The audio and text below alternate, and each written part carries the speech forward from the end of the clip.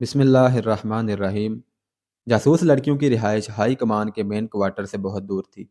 اس جیسی اعلیٰ درجے کی جاسوس لڑکیاں نہایت اچھے کمروں میں رہتی تھیں، جہاں انہیں شہزادیوں جیسی سہولتیں اور عیاشی میسر تھی۔ ان کی ڈیوٹی ایسی تھی کہ انہیں مسلمان ملکوں میں بھیجا جاتا تھا، جہاں پکڑے جانے کی صورت میں انہیں ہر قسم کی اذیت اور ذلت میں ڈالا جا سکتا تھا۔ موت یا سزائے قید تو یقینی تھی۔ ایسی ڈیوٹی کا تقاضا تھا کہ ان لڑکیوں کو دنیا کی ہر آسائش مہیا کی جائے۔ روزینہ کمرے میں جاتے ہی سو گئی تھی۔ دوسرے دن اس کا جسم ٹوٹ رہا تھا۔ وہ اٹھنا نہیں چاہتی تھی، لیکن وہ اٹھی اور ناشتہ کر کے باہر نکل گئی۔ اس کے ساتھ والے کمرے میں لڑکیاں آ گئیں۔ وہ اسے قاہرہ کی باتیں سننا چاہتی تھی۔ اس نے بہت ہی مختصر سی بات سنا کر انہیں ٹال دیا اور ہسپتال کی طرف چل پڑی۔ وہ تھوڑی ہی دور گئی تھی کہ اس کی ایک ساتھی لڑکی، جو اس کی ہمراز سہیلی تھی، پیچھے سے جا ملی اور پوچھا، لوزینہ، کہاں جا رہی ہو اور تم پریشان ہو؟ یہ تھکن کا اثر ہے یا کوئی خاص واقعہ ہو گیا ہے؟ تمہیں چھٹی نہیں ملی؟ چھٹی مل گئی ہے، اس نے جواب دیا۔ ایک خاص واقعہ ہو گیا ہے جس نے مجھے پریشان کر دیا ہے۔ وہ سہیلی کو ساتھ لیے ایک درخت کے نیچے جا بیٹھی اور اسے تمام واقعہ سنا دیا۔ اسے اپنے افسروں نے جو دھمکیاں دی تھی وہ بھی سنائیں، اور اس نے کہا، میں حدید سے ملنا چاہتی ہوں۔ مجھے ڈر ہے کہ اس کی مرہم پٹی نہیں ہوئی اور شہر سے نکال دیا گیا ہے، یا اسے مرنے کے لیے کسی کوٹھڑی میں بند کر دیا گیا ہے۔ تم نے بتایا ہے کہ تمہیں اس سے ملنے سے منع کر دیا گیا ہے۔ سہیلی نے اسے مشورہ دیا، یہ خطرہ مول نہ لو۔ تم اگر پکڑی گئی تو جانتی ہو کہ کیا سزا ہے۔ اس شخص کے لیے میں سزائے موت بھی قبول کر لوں گی۔ دوزیدہ نے کہا، میں تمہیں سنا چکی ہوں کہ اس نے میری خاطر اپنی جان خطرے میں ڈالی ہے۔ میری جان کو تو کوئی خطرہ نہ تھا۔ ڈاکو مجھے لے بھی جاتے تو چند دن مجھے خراب کر کے کسی امیر کبیر کے ہاتھ فروخت کر دیتے۔ حدید میرے اس انجام سے آگاہ تھا۔ اس نے میری عزت کی خاطر اپنی جان کی بازی لگا دی تھی۔ ڈاکو نے کہا بھی تھا کہ لڑکیاں ہمیں دے دو اور چلے جاؤ۔ وہ یہ بھی جانتا تھا کہ میں پاک باز لڑکی نہیں، مگر اس نے مجھے امانت سمجھا۔ تم اس کے لیے جذباتی ہو گئی ہو۔ ہاں، لوزینہ نے جواب دیا۔ میں جذبات کا اظہار ہرمن کے آگے نہیں کر سکتی تھی۔ اپنا دل تمہارے آگے رکھ سکتی ہوں۔ تم میری سہیلی ہو اور عورت کا دل رکھتی ہو۔ ہماری زندگی کیا ہے؟ ہم ایک خوبصورت خنجر اور میٹھا زہر ہیں۔ ہمارا جسم مرد کی تفریح اور فریب کے لیے استعمال ہوتا ہے۔ میں نے یہ باتیں پہلے کبھی نہیں سوچی تھی۔ اپنے وجود کو جذبات سے خالی سمجھا تھا، مگر اس آدمی کے جسم کو میں نے اپنے جسم کے ساتھ لگایا تو میرے وجود میں وہ سارے جذبات بیدار ہو گئے جو میں سمجھتی تھی مجھ میں نہیں ہیں۔ میں ایک ہی بار ماں، بہن، بیٹی اور کسی کو چاہنے والی لڑکی بن گئی۔ یہ شاید اس کا اثر تھا کہ اپنے آپ کو میں بادشاہوں کے دلوں پر حکمرانی کرنے والی شہزادی سمجھتی تھی۔ مجھ میں اتنی تخریب کاری ڈالی گئی ہے کہ جابر حکمرانوں کو بھی انگلیوں پر نچا سکتی ہوں، مگر ڈاکوؤں نے مجھے بکنے والی چیز بنا دیا۔ مجھے اس سطح پر لے آئے جہاں مجھ جیسی لڑکیاں ہر رات نئے گاہک کے ہاتھ فروخت ہوتی ہیں، یا کسی مسلمان امیر یا حاکم کے ہاتھ فروخت ہو کر اس کے حرم کی لونڈیاں بن جاتی ہیں۔ اس آدمی نے جس کا نام حدید ہے مجھے اس سطح سے اوپر اٹھا لیا ہے۔ اس سے پہلے میں اس کی قیدی تھی۔ اس نے مجھے قابل نہیں سمجھا کہ مجھے تفریح کا ذریعہ بناتا۔ وہ ایسا کر سکتا تھا، لیکن اس نے مجھے نظر انداز کیا۔ پھر اس نے میری عزت بچانے کے لیے اپنا جسم کٹوا لیا، تو میں نے بے قابو ہو کر اسے اپنے سینے سے لگا لیا اور اس سطح کی لڑکی بن گئی جس سے مجھے گرا دیا گیا تھا۔ مجھے صلاح الدین ایوبی کی بات یاد آئی۔ اس نے مجھے کہا کہ تم کسی باعزت آدمی کے ساتھ شادی کیوں نہیں کر لیتی؟ میں نے دل میں کہا تھا کہ یہ مسلمان احمق ہے۔ میں اب محسوس کر رہی ہوں کہ ہمارے دشمن نے کتنی عظیم بات کہی تھی۔ میں تمہیں صاف بتا دیتی ہوں کہ میں اب جاسوسی نہیں کر سکوں گی۔ میرے دماغ میں بچپن سے جو سبق ڈالے گئے تھے، وہ صحرا کی خوفناک رات نے، ڈاکوؤں کے خطرے نے اور حدید کے جسم کی حرارت اور اس کے خون کی بو نے زائل کر دیے ہیں۔ تم اتنی لمبی بات نہ کرتی تو بھی جان گئی تھی کہ تم کیا محسوس کر رہی ہو، اس کی سہیلی نے کہا۔ لیکن میں حقیقت سے آگاہ کرنا ضروری سمجھتی ہوں۔ اسے چلے جانا ہے، تم اس کے ساتھ نہیں جا سکو گی۔ وہ اگر یہاں تکلیف میں ہے تو حکم ہے کہ تم اسے نہیں مل سکتی۔ اگر پکڑی گئی تو اپنے ساتھ اسے بھی مرواؤ گی۔ تو تم میری مدد کرو نا، لوزینہ نے منت کی۔ یہ معلوم کرو کہ وہ کہاں ہے۔ مجھے صرف یہ معلوم ہو جائے کہ وہ ٹھیک ہو گیا ہے اور تندرستی کی حالت میں چلا گیا ہے تو میرے دل کو چین آ جائے گا۔ ہاں، سہیلی نے کہا، میں یہ کام کر سکتی ہوں، تم کمرے میں چلی جاؤ۔ وہ کمرے میں چلی گئی اور اس کی سہیلی کسی اور طرف نکل گئی۔ قاہرہ میں بھی فوجوں میں بہت سرگرمی تھی۔ فوج کی جنگی مشقیں کرائی جا رہی تھی۔ چند ایک دستے الگ کر لیے گئے تھے۔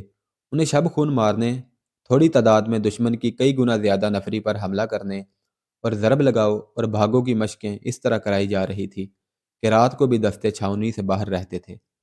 سلطان ایوبی ذاتی طور پر یہ مشقیں دیکھتا تھا۔ وہ تیسرے چوتھے روز اعلیٰ کمانڈروں اور دستوں کے کمانداروں تک کو لیکچر دیتا اور انہیں نقشوں اور خاکوں کی مدد سے جنگی چالیں سکھاتا تھا۔ اس نے اس ٹریننگ کا بنیادی اصول یہ رکھا تھا کہ کم تعداد سے دشمن کا زیادہ نقصان کرنا، ہتھیار سے زیادہ عقل کو استعمال کرنا، آمنے سامنے کے مارکے سے گریز کرنا، سامنے سے حملہ نہ کرنا، 10-12 آدمیوں کے شب خون سے اتنا نقصان کرنا جتنا 100 آدمی دن کے وقت دو بدو مارکے میں کر سکتے ہیں۔ اس کے علاوہ دشمن کے کسی قلعے یا شہر کو لمبے محاصرے میں رکھنے کے طریقے بتاتا اور قلعوں کی دیواروں میں نقب لگانے کے سبق دیتا تھا۔ اس نے تمام اونٹوں، گھوڑوں اور خچروں کا معائنہ کر لیا تھا۔ کمزور یا عمر خوردہ جانوروں کو اس نے الگ کر دیا تھا۔ حملے کی تاریخ طے ہو چکی تھی۔ سلطان ایوبی نے فلسطین کی فتح کا جو منصوبہ بنایا تھا، اس کے پہلے مرحلے میں کامیابی سے داخل ہونے کی تیاری زور و شور سے کر رہا تھا۔ ادھر سے اسے راستے میں ہی روکنے کے اہتمام ہو رہے تھے۔ دونوں فوجوں کی تیاریاں ایسی تھیں جیسے ایک دوسرے کو ہمیشہ کے لیے ختم کر دیں گے۔ صلیبیوں کی تیاری کا دائرہ کار شوبک سے کرک تک اور مصر کی سرحدوں تک تھا۔ وہ اس وسیع دائرے کو سلطان ایوبی کے لیے ایسا پھندا بنا رہے تھے جس میں سے اس کے لیے ساری عمر نکلنے کا کوئی امکان نظر نہ آتا تھا۔ ان کی تیاریاں سلطان ایوبی کے اس منصوبے کی اس روشنی میں ہو رہی تھی جو ان تک قبل از وقت پہنچ گیا تھا۔ ان وسیع تیاریوں کے اندر شوبک میں ایک سرگرمی اور بھی تھی جس کا تعلق جنگ سے نہیں جذبات سے تھا، اور یہ ایک خفیہ سرگرمی تھی۔ لوزینہ اپنے کمرے میں پڑی حدید کے لیے بے قرار ہو رہی تھی اور اس کی سہیلی 2 روز سے حدید کو ڈھونڈ رہی تھی۔ وہ افسروں کے ہسپتال میں بھی نہیں تھا اور وہ سپاہیوں کے ہسپتال میں بھی نہیں تھا۔ وہ جاسوس لڑکی تھی۔ بڑے بڑے افسر بھی اس کی عزت کرتے تھے۔ لوزینہ کو اور ہر جاسوس لڑکی کو وہاں اہمیت حاصل تھی۔ اس کے باوجود یہ سہیلی جس سے بھی پوچھتی کہ لوزینہ کے ساتھ جو زخمی مسلمان آیا تھا وہ کہاں ہے، تو اسے یہی ایک جواب ملتا کہ میں نے تو اسے نہیں دیکھا۔ تیسرے دن ایک افسر نے اسے رازداری سے بتایا کہ اس کی مرہم پٹی کر دی گئی تھی اور اسے مسلمانوں کے کیمپ میں بھیج دیا گیا تھا۔ سہیلی نے جب یہ خبر لوزینہ کو سنائی تو اس پر سختہ طاری ہو گیا۔ مسلمانوں کا کیمپ ایک خوفناک جگہ تھی۔ اس میں پہلی جنگوں کے مسلمان قیدی بھی تھے اور وہ مسلمان بچے بھی جنہیں کسی جرم کے بغیر صلیبیوں نے اپنے مقبوضہ علاقے سے پکڑا تھا۔ یہ مسلمان زیادہ تر ان قافلوں سے پکڑے جاتے تھے جنہیں صلیبی لوٹتے تھے۔ یہ کیمپ قید خانہ نہیں تھا، یہ جنگی قیدی کیمپ کہلاتا تھا۔ یہ ایک بیگار کیمپ تھا جس پر کوئی ایسا کڑا پہرا نہ تھا جیسا قید خانوں میں ہوتا ہے۔ ان بد نصیب قیدیوں کا کوئی باقاعدہ ریکارڈ بھی نہ تھا۔ یہ لوگ مویشی بنا دیے گئے تھے۔ جہاں ضرورت ہوتی ان میں سے بہت سے آدمی ہانک کر لے جائے جاتے اور ان سے کام لیا جاتا تھا۔ انہیں خوراک صرف اتنی سی دی جاتی تھی جس سے وہ زندہ رہ سکتے تھے۔ وہ خیموں میں رہتے تھے۔ ان میں جو بیمار پڑ جاتا اس کا علاج اسی صورت میں کیا جاتا تھا کہ بیماری معمولی ہو۔ اگر بیماری فوراً زور پکڑ لے تو اسے زہر دے کر مار دیا جاتا تھا۔ یہ بد نصیب مسلمانوں کا ایک گروہ تھا جو صرف اس جرم کی سزا بھگت رہے تھے کہ وہ مسلمان ہیں۔ سلطان ایوبی کو اس کے جاسوسوں نے اس بیگار کیمپ کے متعلق خبریں دے رکھی تھی۔ حدید کو بھی کیمپ میں بھیج دیا گیا تھا۔ لوزینہ کے لیے حکم تھا کہ اسے نہ ملے۔ ہرمن کو شک ہو گیا تھا کہ ایک جذباتی وابستگی ہے، لیکن لوزینہ نے اس حکم کو قبول نہیں کیا تھا۔ اس نے جب سنا کہ حدید مسلمانوں کے کیمپ میں ہے تو اس نے سہیلی سے کہا کہ وہ اسے آزاد کرائے گی۔ سہیلی نے اس کی جذباتی حالت دیکھ کر مدد کا وعدہ کیا اور دونوں نے پلان بنا لیا۔ وہ اسی شہر میں گئی اور ایک پرائیویٹ ڈاکٹر سے ملی۔ اسے کہا کہ وہ ایک زخمی کو لا رہی ہے جس کا علاج اسے اس شرط پر کرنا پڑے گا کہ اس کے متعلق کسی کو کچھ نہ بتائے۔ ڈاکٹر نے اس رازداری کی وجہ پوچھی تو لوزینہ نے کہا وہ ایک غریب سا مسلمان ہے جس نے میرے خاندان کی بہت خدمت کی ہے۔ وہ کہیں لڑائی جھگڑے میں زخمی ہو گیا ہے، اس کے پلے کچھ بھی نہیں، اس لیے کوئی ڈاکٹر اس کا علاج نہیں کرتا۔ چونکہ یہاں تمام ڈاکٹر عیسائی ہیں اس لیے وہ کسی مسلمان کا علاج بلا اجرت نہیں کرتے۔ رازداری کی دوسری وجہ یہ ہے کہ اگر شہر کے منتظم تک یہ خبر پہنچ گئی کہ ان مسلمانوں میں لڑائی جھگڑا ہوا ہے، تو وہ اسی کو بہانہ بنا کر انہیں مسلمانوں کے کیمپ میں بھیج دے گا۔ انہیں تو بہانا چاہیے۔ میں اس آدمی کو اس خدمت کا اور اثار کا صلہ دینا چاہتی ہوں جو اس نے میرے خاندان کے لیے کیا ہے۔ میں اسے رات کے وقت لاؤں گی۔ آپ کتنی اجرت لیں گے؟ میں رازداری کی بھی اجرت دوں گی۔ اس دوران ڈاکٹر اسے سر سے پاؤں تک دیکھتا رہا۔ لوزینہ نے اسے یہ نہیں بتایا تھا کہ وہ کون ہے، یہی بتایا تھا کہ وہ ایک معزز گھرانے کی لڑکی ہے۔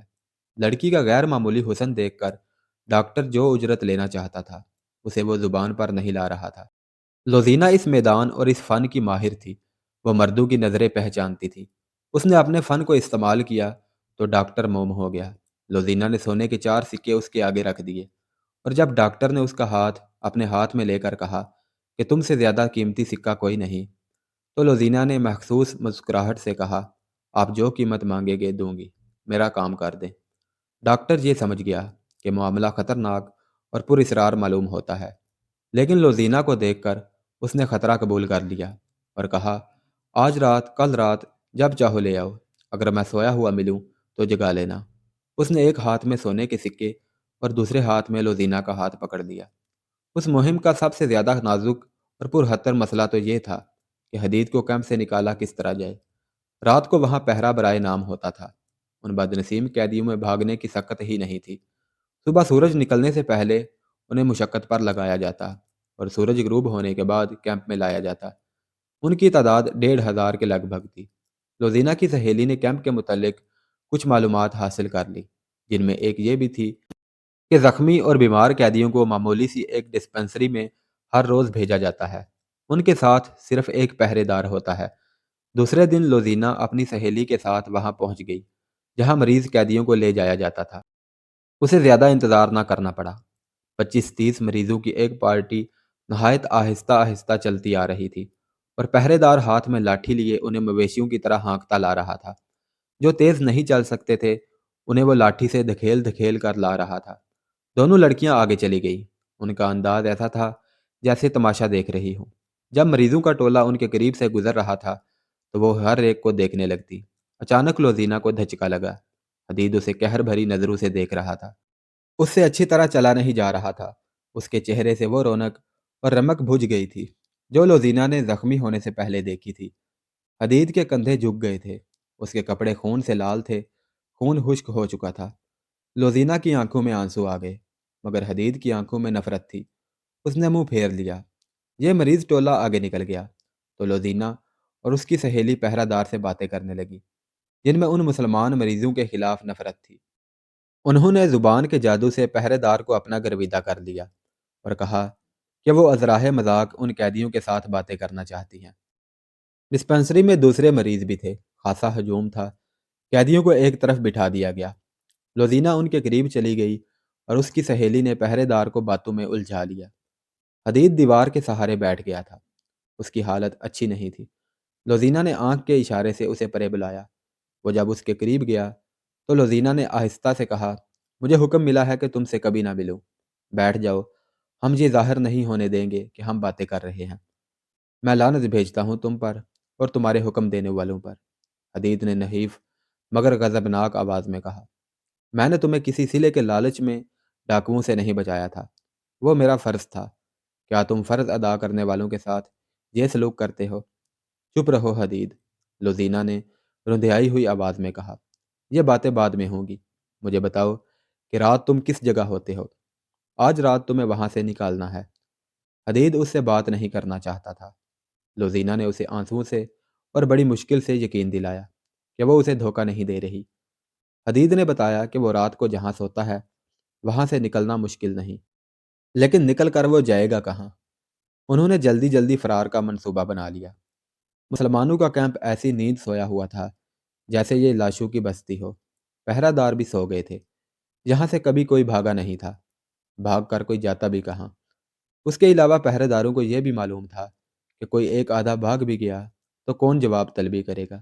رات پہلا پہر ختم ہو رہا تھا کہ پھٹے پرانے ایک خیمے سے ایک آدمی پیٹ کے بل رینگتا ہوا خیموں کی اوٹ میں وہاں تک چلا گیا جہاں اسے کوئی پہرے دار نہیں دیکھ سکتا تھا۔ آگے اسے اندھیرے میں بھی کھجور کا درخت نظر آنے لگا जहाँ तक उसे पहुँचना था। एक साया सर से पाँव तक मोटे कपड़ों में लिपटा हुआ खड़ा था। रेंगने वाला उठ खड़ा हुआ और खजूर के तने तक पहुँच गया। वो हदीद था। लोजीना उसकी मुंतज़िर थी। तेज़ चल सकोगे? लोजीना ने पूछा। कोशिश करूँगा, हदीद ने जवाब दिया। वो कैंप से दूर निकल गए। आगे वसी इलाका गैर आबाद था। मुश्किल ये थी कि हदीद तेज़ नहीं चल सकता था। लोजीना ने उसे सहारा देकर तेज़ चलाने की कोशिश की और उसे बताती गई कि उसे कैसे कैसे हुक्म और धमकियाँ मिली हैं। उसने हदीद की गलत फहमी रफ़ा कर दी। आगे शहर की गलियां आ गईं और फिर डॉक्टर का घर आ गया। 3-4 बार दस्तक देने से डॉक्टर बाहर आ गया और उन्हें फ़ौरन अंदर ले गया। उसने हदीद के ज़ख्म खोल कर देखे तो कहा, कम अज़ कम 20 रोज़ मरहम पट्टी होगी। यह सुनकर लोजीना के सामने एक बहुत ही पेचीदा मसला आ गया। वो ये था कि इतने दिन हदीद को छुपाएगी कहाँ। उसे बेगार कैंप में वापस तो नहीं ले जाना था। उसकी अकल जवाब दे गई। डॉक्टर मरहम पट्टी कर चुका तो उसने कहा कि उसे नहायत अच्छी और मुकव्वी ग़िज़ा की ज़रूरत है। रोज़ीना उसे परे ले गई और कहा, यह जहाँ रहता है वहाँ उसे अच्छी ग़िज़ा नहीं मिल सकती। मैं घर में उसे अपने पास नहीं रख सकती। आप उसे यहीं रखें और जो चीज़ उसके लिए फ़ायदा मंद हो वो खिलाएं। मुझसे आप जितनी कीमत और उजरत मांगेंगे दूंगी। डॉक्टर ने जो उजरत बताई वो बहुत ही ज़्यादा थी। लोजीना ने कम करने को कहा तो डॉक्टर ने कहा, तुम मुझसे बहुत ही खतरनाक काम करा रही हो। मैं जानता हूँ कि ये शख्स मुसलमानों के कैंप से लाया गया है और ये मिस्री फ़ौज का सिपाही है। तुम्हारा इसके साथ क्या ताल्लुक है? मुझे मुंह मांगी उजरत दोगी तो तुम्हारा ये राज मेरे घर से बाहर नहीं जाएगा। मुझे मंजूर है, लोजीना ने कहा। और ये भी सुन लो डॉक्टर, अगर ये राज फाश हो गया तो आप जिंदा नहीं रहेंगे। डॉक्टर ने हदीद को एक कमरे में लिटा दिया और उसे बताया कि वो ठीक होने तक यहीं रहेगा। उसने अंदर से उसे दूध और फल ला दिए और लोजीना को एक और कमरे में ले गया। उसे अपनी मुंह मांगी कीमत वसूल करनी थी। दूसरे दिन लोजीना और उसकी सहेली ने कैंप की जासूसी की। डिस्पेंसरी में गई। मरीज कैदी वहां ले जाए गए। दोनों लड़कियों ने पहरादार के साथ गपशप लगाई और अपने खसूसी ढंग से बातें करके मालूम कर लिया कि हदीद की गुमशुदगी से कैंप में कोई तब्दीली नहीं आई और वहाँ कोई हलचल नहीं। दिन गुजरते गए। डॉक्टर को चूंकि मुंह मांगी कीमत और उजरत मिल रही थी, इसलिए उसने हदीद को छुपाए भी रखा और उसका इलाज पूरी तवज्जो से करता रहा और उसे मुकव्वी ग़िज़ा भी देता रहा। रोज़ीना शाम के बाद वहाँ जाती, कुछ देर हदीद के साथ बैठती और बहुत देर डॉक्टर के कमरे में गुजारती। उस रोज़मर्रा के मामूल में 20 रोज़ गुजर गए और हदीद के ज़ख्म ठीक हो गए। उसकी सेहत बहाल हो गई। लोज़ीना ने डॉक्टर से कहा कि वो कल रात किसी भी वक्त हदीद को ले जाएगी। दूसरे दिन उसने अपनी सहेली को इस्तेमाल किया। छोटे ओहदे का एक अफसर उसकी सहेली के पीछे पड़ा रहता था। सहेली ने उस अफसर को झांसा दिया और लोज़ीना ने उसके ट्रंक से उसकी वर्दी निकाल ली, जो उसने हदीद को पहना दी। घोड़े का इंतज़ाम मुश्किल ना था, वो भी हो गया। यह एहतमाम इसलिए किया जा रहा था कि शहर के इर्द गिर्द मट्टी की बहुत ऊंची दीवार थी। उसके 4 दरवाजे थे, जो रात बंद रहते थे। उन दिनों दिन के वक्त ये दरवाजे खुले रखे जाते थे, क्योंकि सुल्तान अयूबी के आने वाले हमले के लिए फौजों और उनके सामान की आमदोरफ्त जारी रहती थी। सूरज गुरूब होने से कुछ देर पहले कले के एक बड़े दरवाजे की तरफ एक सलीबी अफसर घोड़े पर जा रहा था। उसकी कमर से लटकी हुई तलवार मुसलमानों की तरह टेढ़ी नहीं सीधी थी और उसका दस्ता सलीब की शक्ल का था। वो हर लिहाज से सलीबी था। दरवाज़ा खुला हुआ था, जिसे ऊँटों का एक कारवां रसद से लदा हुआ बाहर जा रहा था। ज़ाहिर यही होता था जैसे ये घुड़सवार अफसर उस कारवां के साथ जा रहा हो। सलीबी इंटेलिजेंस का सरबराह हरमन कहीं बाहर से आ रहा था। उसने अफसर को देखा और मुस्कुराया, मगर उस अफसर ने मुस्कुराहट का जवाब मुस्कुराहट से ना दिया। हरमन चंद कदम अंदर को आया तो उसने घोड़ा रोक लिया। उसे 200-300 कदम दूर लोजीना खड़ी नजर आई, जिसने हरमन को देखा तो वहां से तेजी से अपने ठिकाने की तरफ चली गई। अली बिन सुफियान की तरह हरमन भी जासूस और सराग रिसां था। उसने फौरन घोड़ा दरवाजे की तरफ घुमाया और एड़ लगा दी। वो अपना शक रफा करना चाहता था। उसने घोड़े को एड़ लगाई तो घोड़ा दौड़ पड़ा। बाहर जाकर हरमन ने देखा कि जो अफसर उसके पास से गुजरा था वो इतनी दूर निकल गया था कि उसके ताक़ुब में जाना बेकार था। उस घोड़सवार ने दरवाजे से निकलते ही घोड़े को एड़ लगा दी थी। घोड़ा बहुत तेज रफ्तार था। हरमन उसे देखता रहा और घोड़ा सहरा की वसअत में गुम हो गया। लोजीना ने हदीद को आज़ाद करा के सिला दे दिया था। हरमन ने अपना घोड़ा मोड़ा اور تیزی سے اندر گیا۔ وہ سب سے پہلے مسلمانوں کے کیمپ میں گیا اور وہاں کے انچارج سے حدید کی نشانیاں بتا کر پوچھا کہ وہ کہاں ہے۔ کچھ پتہ نہ چلا۔ جس خیمے میں حدید کو رکھا گیا تھا، وہاں کے رہنے والوں نے بتایا کہ ایک صبح وہ یہاں سے غائب تھا۔ وہ سمجھے کہ اسے ادھر ادھر کر دیا گیا ہے۔ ہرمن کا شک یقین میں بدل گیا۔ وہ حدید ہی تھا جسے اس نے صلیبی فوج کی وردی میں دروازے سے نکلتے دیکھا تھا۔ وہ مزید تفتیش سے پہلے لوزینہ کے کمرے میں گیا۔ وہ سر ہاتھوں میں تھامے رو رہی تھی۔ کیا تم نے اسے بھگایا ہے؟ ہرمن نے گرج کر کہا۔ لوزینہ نے آہستہ سے سر اٹھایا۔ ہرمن نے کہا، جھوٹ بولو گی تو میں تفتیش کر کے ثابت کر دوں گا کہ اسے تم نے فرار میں مدد دی ہے۔ نہ آپ کو تفتیش کی ضرورت ہے، نہ مجھے جھوٹ بولنے کی ضرورت، لوزینہ نے کہا۔ میری زندگی ایک شاہانہ جھوٹ اور میرا وجود ایک خوبصورت دھوکہ ہے۔ اپنی روح کی نجات کے لیے میں سچ بول کر مر رہی ہوں۔ اس کی آواز میں غنودگی تھی جو بڑھتی چلی جا رہی تھی۔ وہ اٹھی تو اس کی ٹانگیں لڑکھڑائیں۔ اس کے قریب ایک گلاس پڑا تھا جس میں چند قطرے پانی تھا۔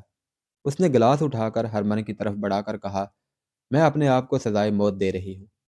اس گلاس میں پانی کے چند قطرے گواہی دیں گے کہ میں نے اپنے ناپاک جسم کو سزائے موت اس لیے نہیں دی کہ اپنی قوم سے غداری کی اور دشمن کو قید سے بھگا دیا ہے، بلکہ میرا جرم یہ تھا کہ میں ان انسانوں کو دھوکے دینے گئی تھی جن کے ہاں کوئی دھوکہ اور فریب نہیں۔ ان 4 انسانوں نے میری عزت بچانے کے لیے، جو میرے پاس تھی ہی نہیں، 10 ڈاکوؤں کا مقابلہ کیا۔ پھر ایک انسان نے مجھے اپنا جسم کٹوا کر ڈاکوؤں سے چھینا۔ مجھے نیکی اور بدی، محبت اور نفرت کا فرق معلوم ہو گیا تھا۔ میں سچ بول کر مر رہی ہوں۔ یہ پرسکون موت ہے۔ وہ گرنے لگی تو ہرمن نے اس کے ہاتھ سے گلاس لے کر اسے تھام لیا۔ لوزینہ نے اپنے جسم کو جھٹکا دیا اور ہرمن کے بازوؤں سے نکل کر پرے ہو گئی۔ وہ اونگتی ہوئی آواز میں بولی، میرے جسم کو ہاتھ نہ لگاؤ، یہ اب تمہارے کام کا نہیں رہا۔ اس زہر نے اس میں سچ داخل کر دیا ہے۔ تمہیں ناپاک جسموں کی ضرورت ہے۔ میں نے اسے بھگایا ہے۔ اسے میں نے 20 روز چھپائے رکھا تھا۔ اسے میں نے فرنینڈس کی وردی چرا کر پہنائی تھی۔ اسے میں نے گھوڑا دیا تھا۔ میں اس کے ساتھ نہیں جا سکتی تھی۔ میں اس کے بغیر رہ بھی نہیں سکتی تھی، اس لیے میں نے زہر پی لیا۔ اگر تم مجھے پکڑ نہ لیتے تو بھی میں زہر پی لیتی۔ وہ پلنگ پر لڑک گئی۔ ہرمن کو اس کی آخری سرگوشی سنائی دی، سچ بول کر مرنے میں کتنا سکون ہے۔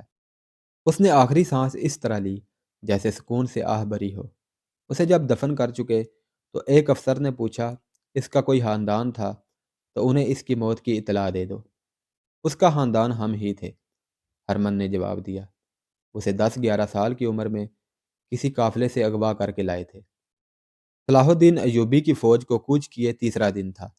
صلیبیوں نے اسے راستے میں روکنے کے لیے فوج بھیج دی تھی۔ حملہ چونکہ کرک پر آ رہا تھا، اس لیے صلیبیوں نے شوبک سے زیادہ تر فوج کرک بھیج دی تھی۔ اس کا ایک حصہ شام کی طرف بھیج دیا گیا تھا تاکہ نور الدین زنگی مدد کے لیے آئے تو اسے کرک سے کچھ دور روکا جا سکے، اور اس فوج کا کچھ حصہ سلطان ایوبی کو راستے میں روکنے والی فوج کو دے دیا گیا تھا۔ سلطان صلاح الدین ایوبی نے اپنی فوج کو 3 حصوں میں تقسیم کر کے کوچ کرایا تھا اور تینوں کو دور دور رکھا تھا۔ وہ جب اس مقام پر پہنچ گیا جہاں صلیبیوں سے ٹکر ہونی چاہیے تھی، اس نے تینوں حصوں کے کمانڈروں اور ان کے ماتحت کمانڈروں کو اپنے خیمے میں بلایا۔ ہم اس مقام پر آ گئے ہیں جہاں راز فاش کر دینا چاہیے، سلطان ایوبی نے کہا۔ تم شاید حیران ہو رہے ہوگے کہ میں تمہیں یہ بتاتا رہا ہوں کہ میں کرک پر حملہ کروں گا، مگر میں تمہیں کسی اور طرف لے آیا ہوں۔ میں کرک پر حملہ نہیں کر رہا، ہماری منزل شوبک ہے۔ ایک سوال تم سب کو پریشان کر رہا ہے کہ میں نے ان 3 جاسوسوں کو، جن میں ایک عالم تھا اور 2 لڑکیاں، کیوں رہا کر دیا تھا اور انہیں اپنے محافظ کیوں دیے تھے؟ اس سوال کا جواب سن لو۔ میں نے انہیں اپنے ساتھ والے کمرے میں بٹھا کر درمیان کا دروازہ کھلا رکھا اور علی بن سفیان اور 2 نائبین کو یہ بتانا شروع کر دیا کہ میں فلاں تاریخ کو کرک پر حملہ کر رہا ہوں۔ میں جانتا تھا کہ جاسوس سن رہے تھے۔ میں نے ان کے کانوں میں یہ بھی ڈالا کہ میں صلیبیوں سے کھلے میدان کی جنگ سے ڈرتا ہوں۔ اس قسم کی باتیں ان کے کانوں میں ڈال کر انہیں رہا کر دیا اور انہیں محافظ دیے تاکہ وہ صحیح و سلامت شوبک پہنچ جائیں۔ مجھے اطلاع ملی ہے کہ راستے میں ایک حادثہ ہو گیا ہے۔ ڈاکوؤں نے 3 محافظوں اور ایک لڑکی کو مار ڈالا ہے۔ چوتھا محافظ کل رات شوبک سے واپس آ گیا ہے۔ وہاں ہمارے جو جاسوس ہیں انہوں نے اطلاع دی ہے کہ عالم جاسوس زندہ شوبک پہنچ گیا تھا، جس نے میرا دھوکہ کامیاب کر دیا ہے۔ صلیبیوں نے اپنی فوج میری مرضی کے مطابق تقسیم کر دی ہے۔ اس وقت تمہاری فوج کا بائیں والا حصہ صلیبیوں کی بہت بڑی فوج کے بائیں پہلو سے 4 میل دور ہے۔ اس نے بائیں حصے کے کمانڈر سے کہا، آج سورج غروب ہونے کے بعد تم اپنے تمام گھوڑ سوار دستے سیدھے آگے 2 میل لے جاؤ گے۔ وہاں سے بائیں کو ہو جانا، 4 میل سیدھا جانا، پھر بائیں کو جانا، اور 2 میل پر تمہیں دشمن آرام کی حالت میں ملے گا۔ حملہ کرنا تم جانتے ہو، یہ تیز حلا ہوگا۔ راستے میں جو کچھ آئے اسے کچلتے ہوئے نکل آؤ اور اپنی اسی جگہ پر آ جاؤ جہاں سے چلے تھے۔ دوسرا حصہ شام کے بعد سیدھا آگے بڑھے گا، 8 9 میل جا کر بائیں کو ہو جائے گا۔ تمہیں دشمن کی رسد اور قافلے ملیں گے، اس کے علاوہ تم دشمن کے عقب میں ہوگے۔ دن کے وقت دشمن بائیں والے کے تعاقب میں آئے گا، لیکن تم سامنے کی ٹکر نہیں لو گے۔ دن کو بہت پیچھے آ جاؤ گے، رات کو پھر حملہ کرو گے اور رکو گے نہیں۔ صلیبی آگے بڑھیں گے تو درمیان والا حصہ عقب سے حملہ کرے گا اور دشمن کے سنبھلنے تک بکھر جائے گا۔ تیسرا حصہ جو میرے ساتھ ہے، آج رات کوچ کر رہا ہے۔ ہم کل دوپہر تک شوبک کا محاصرہ کر چکے ہوں گے۔ باقی 2 حصے صلیبیوں کو ان طریقوں سے جن کی تمہیں مشق کراتا رہا ہوں، دشمن کو صحرا میں پریشان کیے رکھیں گے، اس تک رست نہیں پہنچنے دے گے۔ وہ جو ہی پانی کے چشمے سے ہٹے گا، تم چشموں پر قبضہ کر لو گے۔ حملہ ہمیشہ پہلو سے کرو گے اور لڑنے کے لیے رکو گے نہیں۔ جانباز دستے ہر رات دشمن کے مویشیوں پر آگ پھینکیں گے۔ یہ 1181 کے آخری دن تھے جب کرک والوں کو سلطان ایوبی کے لیے انتظار کے بعد پتہ چلا کہ شوبک جیسا اہم قلعہ سلطان ایوبی کے محاصرے میں آ گیا ہے، جبکہ زیادہ تر فوج کرک میں اکٹھی کر لی گئی ہے اور صحرا میں بھیج دی گئی ہے۔ شوبک کو وہ کوئی مدد نہیں دے سکتے تھے۔ صحرا میں جو فوج گئی تھی، مسلمان اس کا برا حشر کر رہے تھے۔ صلیبیوں کی پریشانی یہ تھی کہ مسلمان سامنے آ کر نہیں لڑتے تھے، وہ گوریلا اور کمانڈو طرز کے حملے سے ان کا نقصان کر رہے تھے۔ انہوں نے رسد روک لی تھی، پانی پر مسلمانوں کا قبضہ ہو گیا تھا۔ صلیبیوں کی یہ فوج نہ لڑنے کے قابل رہی تھی، نہ پیچھے ہٹ کر شوبک کو بچانے کے لیے پہنچ سکتی تھی۔ شوبک میں صلیبیوں نے قلعے اور شہر کی دیواروں سے تیروں اور برچھیوں سے بہت مقابلہ کیا، لیکن سلطان ایوبی کے نقب زن دستوں نے دیواریں توڑ لی۔ یہ محاصرہ تقریباً 1.5 مہینہ جاری رہا۔ آخر سلطان ایوبی شوبک میں داخل ہو گیا۔ وہ سب سے پہلے بیگار کیمپ میں گیا، جہاں کے بدنصیب قیدیوں نے شکر کے سجدے کیے۔ صلیبیوں کی صحرا والی فوج بے ترتیبی میں پسپا ہو کر کرک کے قلعے میں چلی گئی، جہاں بہت سی فوج بیکار بیٹھی صلاح الدین ایوبی کا انتظار کر رہی تھی۔